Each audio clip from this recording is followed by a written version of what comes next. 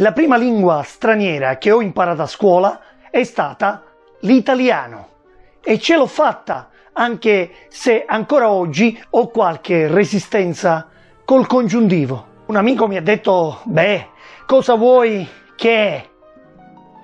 Scusami, cosa vuoi che sia? Infatti oggi posso tranquillamente dire di saper parlare due lingue, italiano e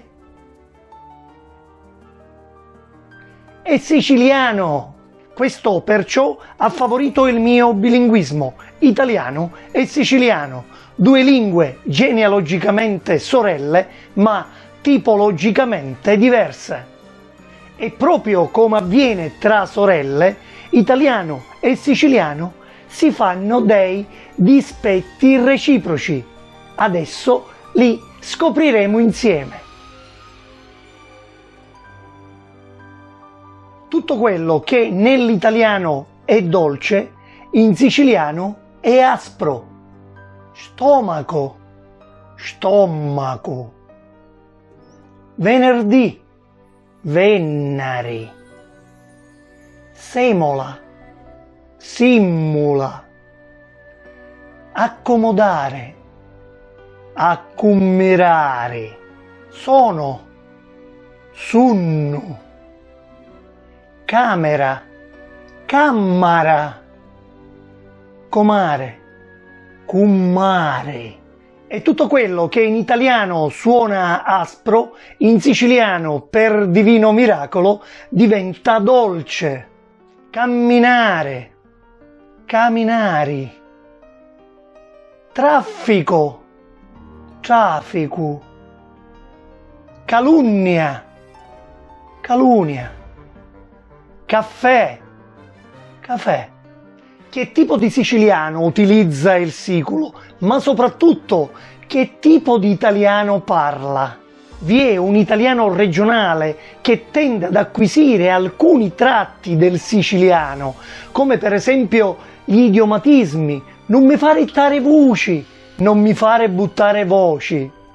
E poi c'è un italiano regional popolare che acquisisce tutti i tratti morfosintattici del siciliano, come per esempio il verbo alla fine della frase. Mondalbano sono. Oppure trasforma il doppio congiuntivo siculo, se l'avessi lo pigliassi, in doppio condizionale italiano per ipercorrettismo. Se sarei sindaco, riparerei tutte le strade. Per essere più brevi, quindi in Sicilia si parla un italiano sicilianizzato e un siciliano italianizzato. Ma allora, esiste una lingua siciliana? Certo che sì, certo che sì. C'è un substrato linguistico comune a tutti. Infatti da Trapani a Siracusa, da Mazzara del Vallo a Messina, ci si capisce tranquillamente. Qualche problemuccio di comprensione si ha quando ci si imbatte nelle cosiddette isole lombarde, ossia aree circoscritte della Sicilia dove si parla il dialetto gallo-italico. Si cac da Lucasdino. Provate a tradurre una frase in siciliano in italiano e vi accorgerete dell'inefficacia della vostra traduzione.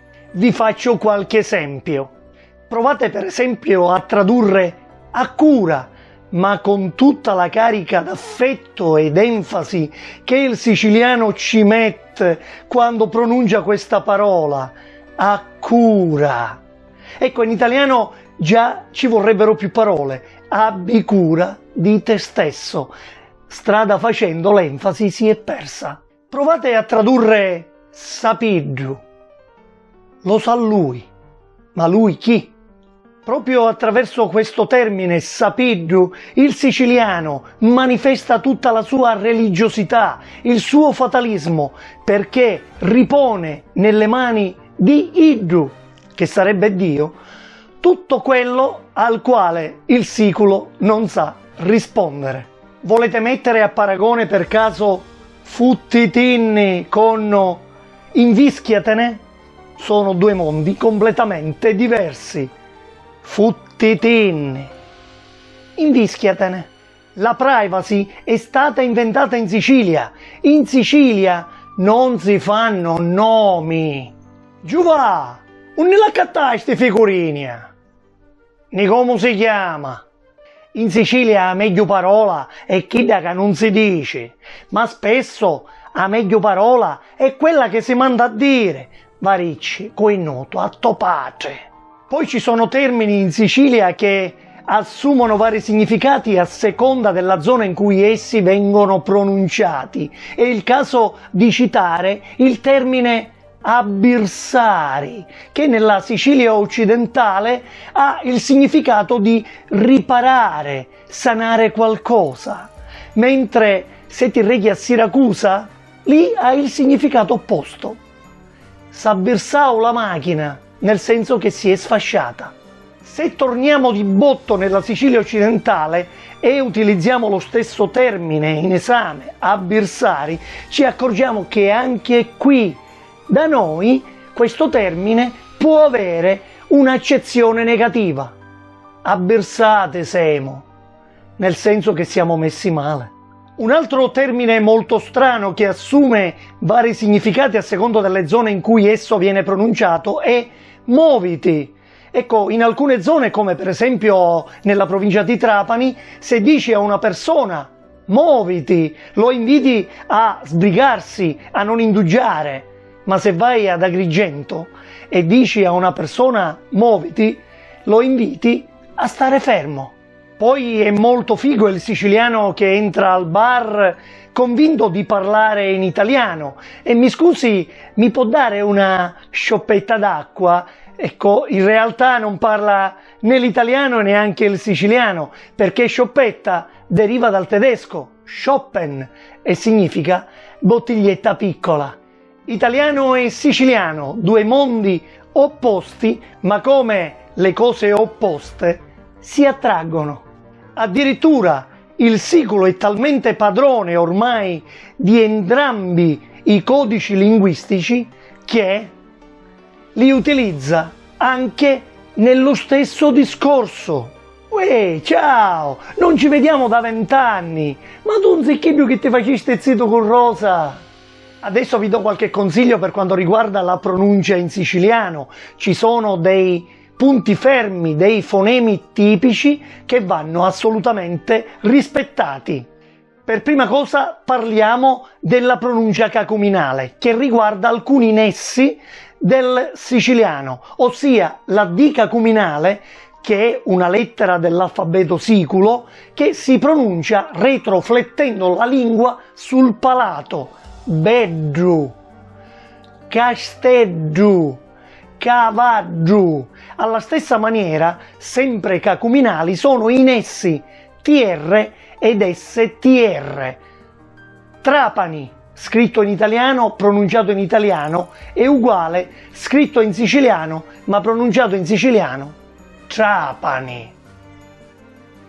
Finestra, uguale come nel siciliano per quanto riguarda la scrittura, ma per quanto riguarda la dizione, finestra in italiano, finescia in siciliano. E poi vi è un nesso che è un punto fermo del siciliano che riguarda appunto il gruppo NG. Tutto quello che in italiano suona in questo modo, fango, orango, sangue, in siciliano invece si pronuncia fangu, sangu, vedete, gutturale, perché il suono viene appunto dalla gola. Vi lascio con un proverbio: agneddo e sucu e fenio luvattio. Questo proverbio risale ai tempi dei nostri bisnonni, quando, badate bene, la vera festa non era il battesimo, la cresima o il matrimonio a cui si partecipava, ma era data dal piatto forte, l'agnello al sugo, che a quei tempi nei ceti medio-bassi rappresentava un piatto pregiato. Quando il piatto veniva consumato, la festa poteva ritenersi conclusa. Agneddo e sugo e feniu, lo mattio.